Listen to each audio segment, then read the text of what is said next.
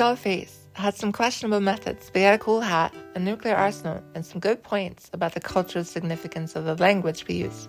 I find hats uncomfortable, so I only have 2 out of 3 things in common with them, but for the purposes of this essay, let's pretend I'm the Skullface and you are Snake. Regrettably, the language we use to describe games consists mostly of terms borrowed from other media.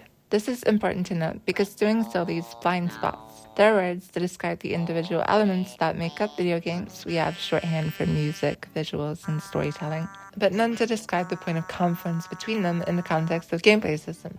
But the unique strength of video games is their role as this point of confluence. Video games are the lone environment where all of these disparate forms of expression can interact with each other because you interact. Gaming stands as our final medium, the medium in which every art form preceding the technological advancements that allowed for video games to exist can coalesce. So why do we still find ourselves bereft of language? It mainly has to do with how artistic vocabulary developed and how that process was interrupted when it comes to video games. But before we get to what that interruption was, we first need to understand what the processes look like throughout history up to that point. Technological advancement is the constant vector by which different forms of media emerge, evolve, and go on to be combined with the ones before it to create new ones. Their new possibilities open up a dialogue with the limitations of preceding art forms. In painting, for example, expanding networks of trade routes allowed for exchange of raw material for previously unavailable pigment. Advancements in chemistry allowed for it to be rendered onto materials that could be preserved and reproduced. From stone to pentiment to paper, it formed the basis for literature. In literature, the Gutenberg press allowed for a wider range of experiences to be communicated in prose once people got bored of reprinting the Bible for forever. We invented stuff later to record sound and video, made that process more efficient and available, and so on and so forth. With time, the unique aspects previously isolated within their respective media were combined into new media. Collage would later be reinterpreted in the temporal sequence of pictures that move and sound that sound. The new practice of segmenting and juxtaposing clips of film gave rise to what we call the Kuleshov effect. Just like collage, when reinterpreted through cinematic technique, presented new avenues of expression, so do cinematic techniques when reinterpreted through the lens of gameplay. Yet we lack a corresponding term for the effect of game systems in juxtaposition. Film is the closest relative to video games. Where cinema owes its existence to the invention of the camera, games owe theirs to the invention of vacuum tubes. At the universities that housed the earliest computer students of early computer science with an interest in tabletop RPGs, read fucking nerds, would secretly use computers after hours for their true purpose of making video games. Computerizing the dice rolls in tabletop RPGs facilitated real-time gameplay, which, when later paired with increasingly efficient rendering technology, finally made possible the combination of cinematography and gameplay. Unsurprisingly, the excitement around increasingly flashy graphics took center stage over the more complex relationship between presentation and gameplay. The landscape of early 3D gaming was more of a graphical arms race between dude bros who would compare the story in games to porn. Part 2. The shape of video game discussion. Coherency in the merger between ludic and aesthetic expression was often openly rejected as a point of discussion, leaving these aspects stranded in isolation from each other. While we have mostly grown out of that attitude by itself, traces of it can still be seen in how we speak about video games. We still mostly discuss these aspects separately. A review or analysis of a game will typically be divided into sections. Performance, graphics, sound design, and story are usually preceded by a series of title cards, rounded out with a more general opinion on the work. That opinion is generally more vibes-based. We use loose words like entertaining or fun, depending on which form of expression we deem most prominent among a game's elements. Gameplay, being the connective tissue of the entire experience, is in a sense always the most prominent. All aspects of a game are united in their systems. Visuals, music, sound design, and narrative are building blocks of gameplay. They are all forms of feedback. They communicate the state of the systems. They confirm that gameplay is happening. In turn, gameplay is what extends their capability beyond the scope of their respective art forms. A unique network of contrasts emerge in the nervous system of different types of response or actions generate throughout a game's runtime. While gameplay is the umbrella under which different art forms coalesce, you usually don't see a ludonarrative section, for the lack of a better word.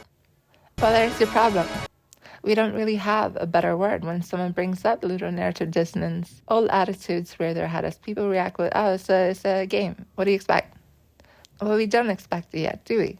Like I said, coherency in the merger between ludic expression and the aspects of preceding art forms which underpin it is not something we possess a common vernacular to describe. This is a point where many nerds would remark that actually there are academic papers and stuff where they use a bunch of big words, but language needs to be accessible so as to invite the widest possible range of voices to pitch in without barriers of entry. To democratize the discussion, we need a gamers. Lingua franca. This is why YouTube is the most prominent avenue for discussion on games. Video game essays are popular because they're put out there for free by normal, passionate people who use non-prohibitive language. While it's often sneered at as a medium for dumb babies, it is primarily on here that a common, understandable vernacular is taking shape.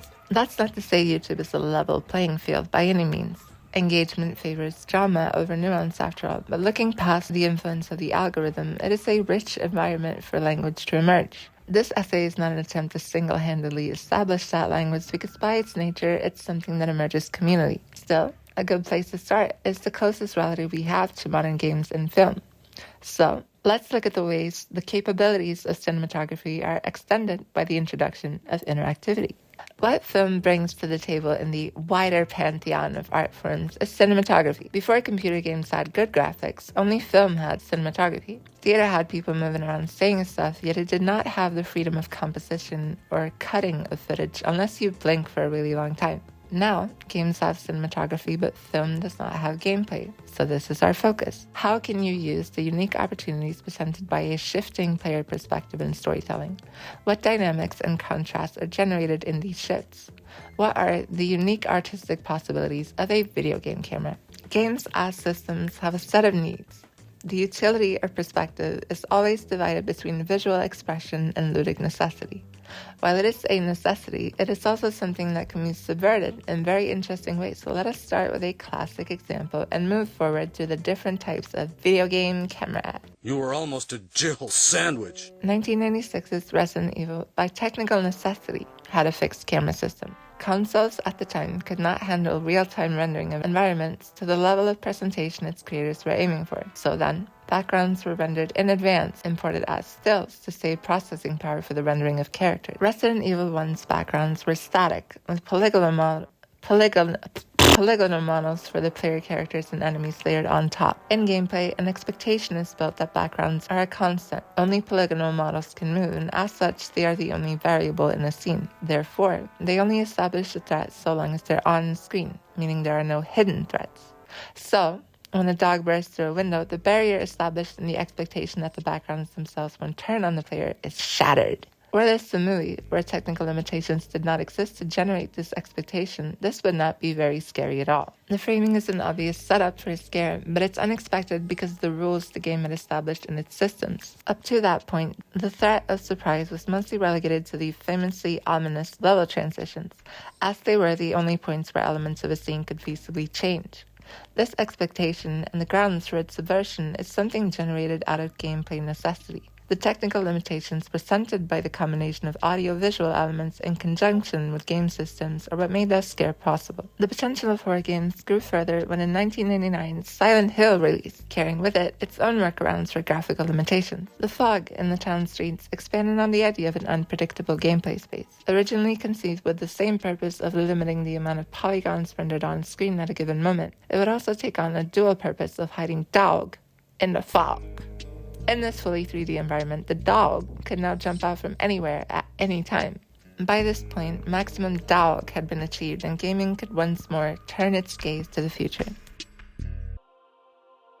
Leaving behind the realm of too scary, the third-person camera continued its evolution on the PlayStations. 1998's Metal Gear Solid had its own medley of camera techniques, a top-down strategic perspective and situational third and first person. Its director, Hideo Kojima, whose body famously consists of mostly movies, sought to integrate the visual language of film into the games he had a part in. But even with an eye toward what we call cinematic presentation, gameplay-oriented camera techniques naturally persisted as the most prominent mode of presentation. This set of priorities continued to do so, stretching past the initial tri-modal model of top-down, third, and first person that originated on the PS1. As they started putting better computer meat into consoles, this was stripped back over the 6th and 7th generation of consoles. 4 games later, in 2015's The Phantom Pain, the top-down perspective was entirely entirely absent, leaving a mix of third and first person to handle gameplay. But on the whole, the in-game camera retained the pragmatism of its predecessors, sacrificing flair for strategy. The spirit of the top-down angle remained, a stilted, impersonal viewpoint based around the systematic requirement of environmental awareness. Remaining unashamed of its nature as an accessory to gameplay, a top-down perspective recalls even something as exclusively systems-focused as tabletop stuff. What's carried through in spite of ditching that aspect is an almost robotic steadiness. The camera in MGS5 zooms with electronic noises. It cuts directly between perspectives as needed. It is fundamentally reliable. Free of inconsistency in its movements, it's not intimate, even though it is physically closer to the man himself. Snake's animations are similarly adapted to make him a catalyst for the game's verbiage. Snake is as robotic and inhuman in his movements as the camera itself. Just look at you, sitting there, none the wiser, staring blankly like a fucking idiot. And that's what makes this next part so interesting. You see, in cutscenes, Metal Gear Solid 5 displays the absolute opposite. The camera here is at once curious, human, invasive, unnatural, even magical at some points. The camera in cutscenes has a loud personality. It hovers between characters like an omniscient yet curious spirit, inspecting everything around it like it's never seen a person before. Throughout, it's shaky, but absent the natural inertia of a human. It transitions between the human eyeline and impossible viewpoints as it pleases. It also knows impossibly where things are going to happen before they do. Seen here, it pivots to quiet before she's visible. In this scene, Kaz, a visually impaired character, senses quiet's presence, as does the camera. Kaz's heightened ability to sense the presence of people is never acknowledged verbally. Instead, it's subtly communicated via this odd camera work. It's weird in how it intentionally lingers a beat past awkwardness. The elements of the scene and the camera's movements operate together in a sort of dream logic. It often breaks out in dramatic stingers and blinding lens flare, presenting on-screen title cards that teeter on tonal inconsistency with the heavy subject matter. The consistent flip-flopping between artificiality and naturalism lulls the player into the unreality the game goes for. None of this would be possible if the player did not have a bifurcated relationship with the camera in its dual role of gameplay tool and cinematic tool. When the camera so jarringly flips modes, it flips the rules of the world along with it. In gameplay, the camera is an objective thing, entirely in the player's control. There's no obfuscation or subversion, but a reliability and consistency in the camera and the rules of the world. In the world of gameplay, then, the camera is truth. MGS5, though, is a game built around lies. Most of the double-crossing hijinks in the narrative take place in cutscenes, so the cutscene camera is one that, like the characters, always knows something we don't. The point where the logic of gameplay and cutscenes intersects the most is the opening. The camera often transitions between the two states. The characters similarly acknowledge gameplay features directly, telling you to press different buttons on the controller. Hold down the aim button to aim, then press the attack button to fire. The juxtaposition between the two is so prominent here because if you know Metal Gear Solid 5, you know this is the place in the game and the point in the narrative where the truth is at its most fickle. So the camera then is in line with the various juxtaposition of opposites in the game, of truth and lies, of frivolous, extreme stylization and the harrowing realities of the IRL conflicts it draws from. The most feasible point of comparison to Metal Gear Solid 5's cutscene camera in film is the work of Russian and #1 director of all time, Andrei Tarkovsky. The poetically inclined camera present in his films, from Andrei Rublev to his final and most famous film, Stalker, displays a similarly omniscient foresight. While this work is seen more in line with the rhythms of nature itself over the military conflicts in Metal Gear Solid, there's a similarly impossible theatricality to how scenes play out. Stalker specifically is left a notable footprint in video games. The hugely influential Stalker video game series were directly based on both the film and the book Roadside Picnic, which both were based on. The aesthetics of natural reclamation as well can be seen as late as The Last of Us and its sequel. Its high-stakes gameplay and perspectives can be seen in Escape from Tarkov, which has now become the dragon's tail of the AAA sector. One could hazard a guess then that Kojima, being the film buff that he is, might have drawn from Tarkovsky's camera work for Metal Gear Solid 5. But this is only speculation. For as biased as I am, I'll still admit that with the contrast the gameplay camera provides, an effect beyond the capabilities the film has achieved, there is of course a network of cinematic aesthetics that have been elaborated on and heightened by gameplay. Aliens for early shooters like Duke Nukem and Doom. the problematic A Boy and His Dog for Wasteland, which in turn led to Fallout, and lastly Tarkovsky's Solaris, again for its early retro future and questions on the nature of artificial consciousness. In all these cases, gameplay constituted an expansion of the artistic playing field. Returning to, and immediately moving on from Metal Gear Solid 5, 4 years before it, another game displayed a similarly strange juxtaposition of game and cutscene camera. A game I am allowed to talk about again because no one has talked about this part of it before, so there. Dark Souls is... Okay, fine, I'll wait. But we're gonna get to it after we talk about... This is, to many, the pinnacle of immersion, as it very literally puts you in the shoes of the main character. So let's first talk about its purest form. While the aforementioned Doom and Quake before it kept a constant first-person perspective, Half-Life and its sequels extended the idea through programming magic, cutting out the intermittent titles of those screens. Cutting out the intermittent title screens of those games. The engine of each Half-Life entry, Gold Source, and much later Source 2, were initially built off of Quake's id Tech engine. Each of them sought to bring the player into the experience through a wholly unbroken and interactive first-person gameplay experience. Even in cutscenes, the player retains full control of Gordon, naturally concluding in the full VR of 2020's Half-Life Alyx, where, in the words of the incomparable Noah Gervais, to wear the game as a hat and hallucinate into it. Along the way, games like Far Cry took a stab at the practice but never went all the way, keeping the first person throughout but wresting control from the player for cutscenes.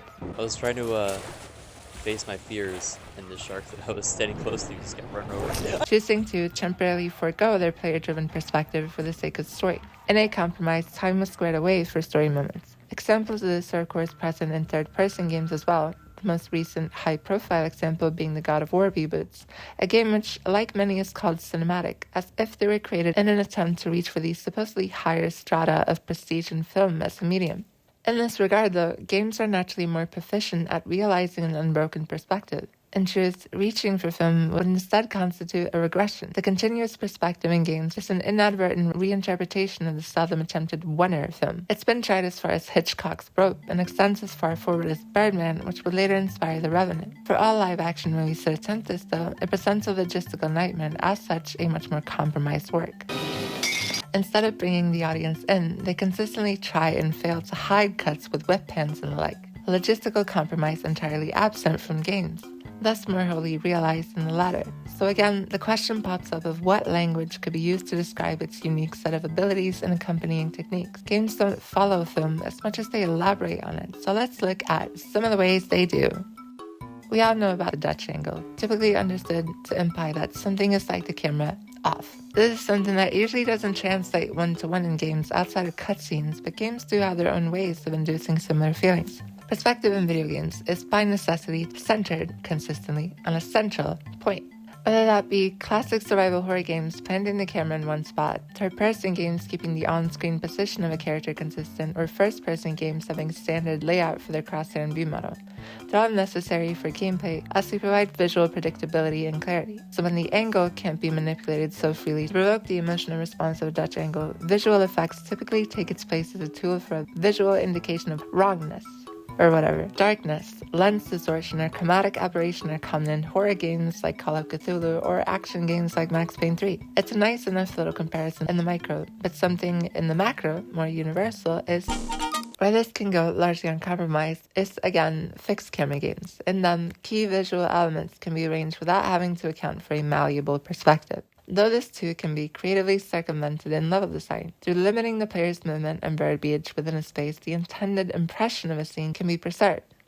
Now I get to talk about Dark Souls. Firelink Shrine is one of my favorite examples. Each character is positioned within the level geography to subtly direct the player's line of sight in a way that frames them appropriately and prettily. The bonfire is a central mechanic in gameplay, and the character, important for storytelling and hints somewhere to go, naturally draw the player's attention and eye. There's usage of negative space in the distance and blurring of the backdrop of the greater city, as well as the scale of the space being adapted so as to accommodate the distance of the in-game camera. The Firekeeper below is contrasted by darkness, and Lautrec the Bastard is positioned by a very tempting cliff. As Firelink is so central to Dark Souls, this is a highly curated space. It is very intentional in its composition. It is also something you can do not so good. For proof, we can rag on Elden Ring again. The church asset has the same general structure as Firelink. NPC here, bonfire, Grace there, but the composition is skewed. The Statue of America, the main villain, is obviously intended to be the central visual motif in the space. Yet because everything in Elden Ring is big and grandiose, the statue is naturally big and stupid, but it's too big and extends above the player's sightline, robbing the player of a visual anchor point. The pillars opening the view to the greater landscape don't have a defined shape and are often blocked by rubble. They don't frame, but obstruct. The scene does not cohere in the same way because the same level of care could not be taken. It's not an easy thing to get right all the time, especially in a game so centered on its maximalism when there's no time to focus on details to the extent visible in Dark Souls. Still, this is one of those ways where video games naturally take on qualities unique to their medium. It's a type of staging that is impossible in film or theater because it's reliant on the player's freedom of movement. In that freedom of movement, though, there is still an opportunity to pervasively influence player perception. A lesser and less explored example, though, a personal favorite of mine, is shaky cam and other ubiquitous inconsistencies in camera movement. Camera shake is often an unwelcome feature, as it can be disorienting, but in the right context, I think it can have an unexpected degree of stylistic and tonal impact. I am now going to say Kane and Lynch 2 Dog Days. So I know it exists, but that game makes me extremely uncomfortable, and I do not want to look at it ever again.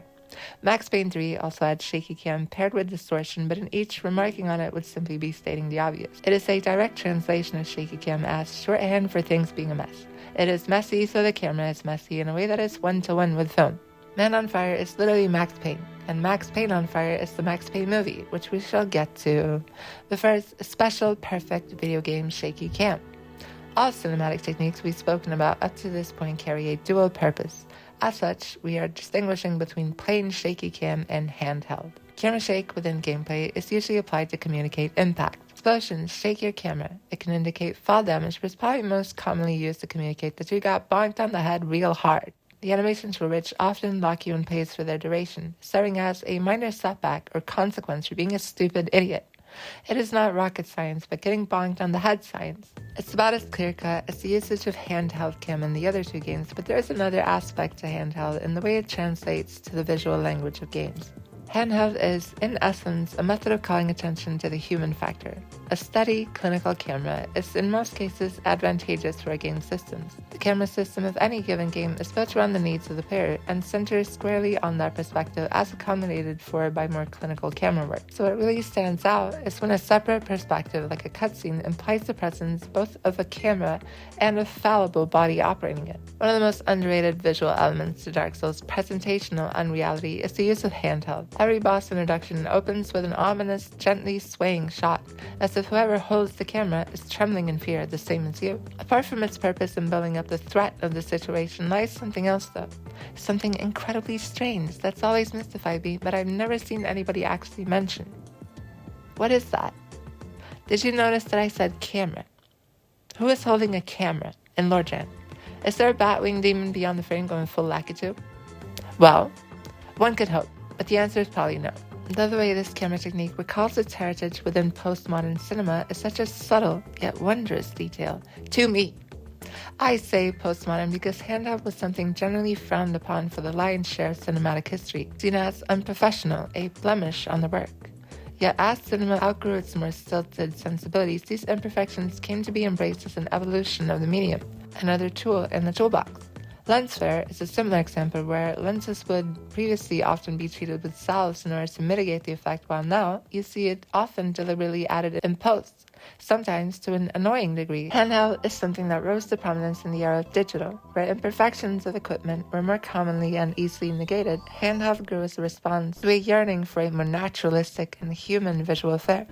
So while a literal camera may not be implied in Dark Souls, it induces a subconscious associations with films like The Blair Witch Project or Children of Men, set squarely in modern times, especially as Dark Souls breaks into it from its normal gameplay-oriented camera system. It's contrasted with the in-game camera as much as it is with the aesthetics of medieval fantasy. Camera work that recalls found footage in a fantasy setting is such a unique visual choice I just adore. But the presence of a physical body can be apparent in first-person gameplay as well, serving equally as much as a mechanical tool as it does for immersion into the world space. Stalker 2, Thief with its reboots, and Dark Messiah all famously include feet. Not that kind of including feet. Stalker 2 set out to emphasize the physical body of Skiff, Movement is weighty, skiff hungies, and skiff needs to lean around corners because you die in one fucking hit. Encumbrance is a constant concern, and both the camera and view models sway like nobody's business. It's designed to instill a sense of a distinctly human perspective. Dark Messiah's inclusion of a body grew more directly out of gameplay, as the combat was built around the player's body directly interacting with objects. It is the kicking game. Moreover, to really get those kicks across, there was a very prominent inertia to movement. The camera drags ever so slightly as you strafe. It moves symbiotically with the stuff you do. It is emergent, if you will. It is also an immersive sim, like Thief. Thief took the stilted lean from the original System Shock and translated it into its more evolved, lighting-based stealth system. That leaning later translated somewhat awkwardly into a full-scale simulation of Garrett's player model as a physical object in Deadly Shadows. The later reboot did away with the optional third-person camera in all its strength, but had an appearance of the all-too-rare reverse kinematics yoink. You get to yoink stuff like a real little rat bastard, which Garrett is. A naughty boy, who also represented movement in a much more stylized way, making him even more of a naughty, ratty little man. You move like a thief in Thief. It really makes you feel like a thief. These are all camera moves unique to video games. They not only visualize, but gamify the inertia of a physical body. It is the video game version of handheld. But whereas cinema can forego a Steadicam to incorporate humanity into camera movement in a visual sense, the lack of the ludic element makes it crucially different in terms of the meaning and emotional impact of that omission. So can these techniques in games still be called cinematography at this point? If we go back to my explanation of how the language of art developed, we see that once elements previously unique to one medium were differentiated enough by its reinterpretation in another, we started calling them different stuff. In a very literal example, books are still technically pigment applied to paper, but it wouldn't make sense to call them paintings. We don't refer to words on the page as drawings because it's so far removed from the medium which initially gave rise to the technique of putting pigment on paper. There is a different intent. The interaction between the foundational practice of camera work in a movie and the actual outcome is entirely different to the ways a point of view is utilized in games. So why do we still refer to games as cinematic when they excel in visual presentation? Where there is a greater unexplored possibility space, we reach for the familiar. We translate backwards. In translation back to more limited though familiar media, something is lost. As the most readily comparable art form to video games, it seems like a good idea to make video game movies. After all, they have the most aspects in common, so naturally they must be best suited to translate the content across, no? Shouldn't the movies that games are apparently trying to replicate be able to provide the most respectable integration of ludic language? Do you get all of your clothes from Goodwill?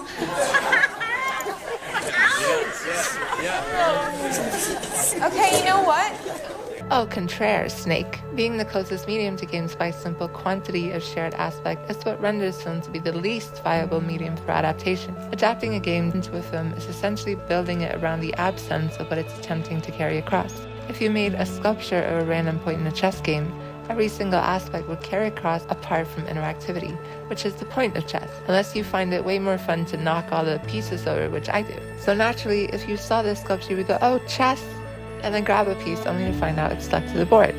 What's left is a plain adaptation of its surface elements, completely absent anything notable besides the fact that it literally does not work. The film industry then, in this comparison, is desperately replacing every piece with Jack Black in a different costume, in the vain hope that you will get distracted. Which works. But it does not work if you make them Mark Wahlberg. For as noble an attempt as the Doom movie's first-person section was, it was just a rock movie with a first-person bit. Ready Player One just threw every video game possible on screen, and Borderlands movie. Can movies learn from games in any capacity? Of course they can. David Fincher said in a totally real interview that this bit was actually derived from GTA. Don't look that up. Games will remain the next step for cinematography only for as long as we don't invent a better word. But I do not have that word, because I, Skullface, only have a cool hat, a nuclear arsenal, and a passion for language. Thank you for watching.